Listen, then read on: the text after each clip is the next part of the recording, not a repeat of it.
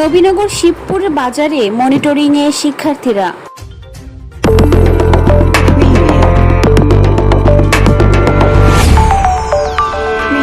Nurnagar news, সময়ের সাথে সত্যের পথে। ব্রাহ্মণবাড়িয়ার নবীনগর বাজার মনিটরিং করেছেন বৈষম্য বিরোধী ছাত্র আন্দোলনের স্বেচ্ছাসেবীরা। রোববার 10 আগস্ট সকাল থেকে দুপুর পর্যন্ত উপজেলার শিবপুর বাজারে এই মনিটরিংয়ের কার্যক্রম চালান তারা।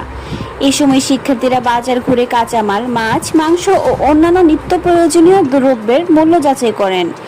একই সঙ্গে অতিরিক্ত মূল্যে জিনিসপত্র বিক্রি না করার পরামর্শ দেন তারা।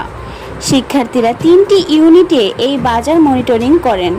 এ সময় স্বেচ্ছাসেবক দলে উপস্থিত ছিলেন নবীনগর সরকারি কলেজ সমন্বয়কারী অথই পারভেজ, সুসম্রাট ওস্তাদ আলাউদ্দিন খাঁ ডিগ্রি কলেজের বুশরা, সুমাইয়া, সাথী, রুমা, মরিয়ম, জাকিয়া, জান্নাত, তানিয়া, রাকিবা, আশামণি, শ্রাবণ, তাসভীর, রহমতুল্লাহ, হৃদয়, ইমন ভুইয়া, তামিম, সুজন, সজীব, অথয়, নাজমুল, সিয়াম, রিমন, খালিদ। শিক্ষার্থীরা বলেন, আমরা সকলে যোগাযোগ করে শিবপুর বাজারে আজ মনিটরিং করেছি। আমাদের কর্মসূচির মধ্যে ছিল বাজার মনিটরিং। এ ধরনের কার্যক্রম চলবে।